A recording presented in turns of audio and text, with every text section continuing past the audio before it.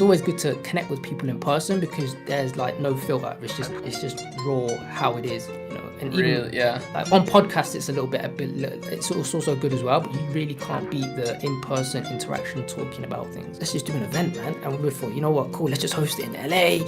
We'll have this big house. We'll have cars outside, and it was super dope. And eventually, we just pulled it off. That was like probably one of the most fun event experiences that I've ever had. Like I thought that was such a, like the house you guys got, just everything was so top notch. Like just went above and beyond. If you sell a product which is cool and captures attention, let's say for example one of those spinny toys, and the passionate audience behind that is, let's say, parents, you can sell it to parents. It becomes a little bit more easier for you to sell the product.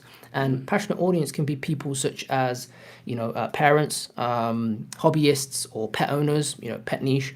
So if you can sell those kind of products paired with a cool something unique which is going to capture attention, that makes it a little bit easier to do so. So that's kind of like criteria there. The other criteria, and probably one of the most important criteria, is making sure that it has enough margin inside of it.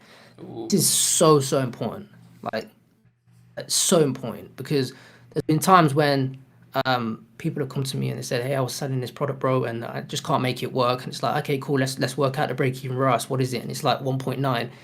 Dude, like, even if your ad was 2xing, like, you'd be making like 5% or 10% or something ridiculous. You need to make sure that there is enough margin inside of the product.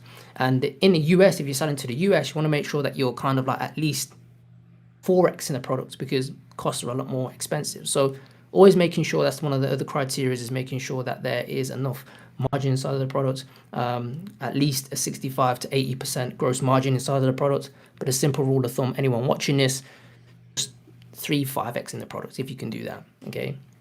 And then the final criteria is just making sure that there's some existing content out there that you can leverage if you're just doing some initial testing, because naturally it doesn't make sense for you to purchase every single product and try and film it yourself and stuff like that.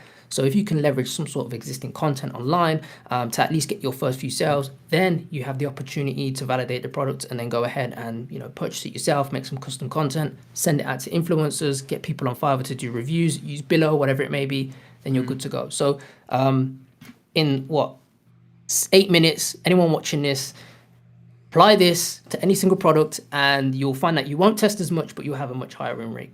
Love that. Thanks for that, bro. I'm going to definitely turn that into a clip because, that's one of the things I love about these like podcasts, even though it's not really like an official podcast, is you get a lot of content out of it. But that was super valuable. That was massively valuable.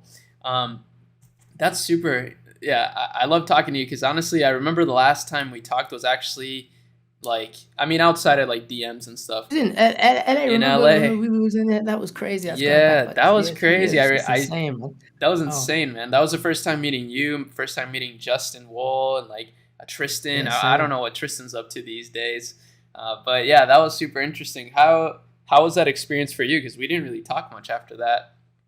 Yeah, so well, everyone kind of just went their own ways and kind of like Right. just done their own thing. But yeah, Tristan, I still speak to Tristan here and there. He was in the UK at one point. I didn't get a chance to go and see him, but yeah, he's still crushing it with brands. He's still doing his thing. Jordan's blowing up on YouTube, which is Yeah, he amazing. really has. Absolutely amazing to see. Justin's still doing his thing, which is, again, it's amazing to see everyone still doing their own things. Right. And yeah, like that experience was the first time I had met. That was the first time I met you, and it was the first time I met Vince, I think. Oh I'd yeah. met Jordan and Justin in New York when I went to speak in New York. Mm.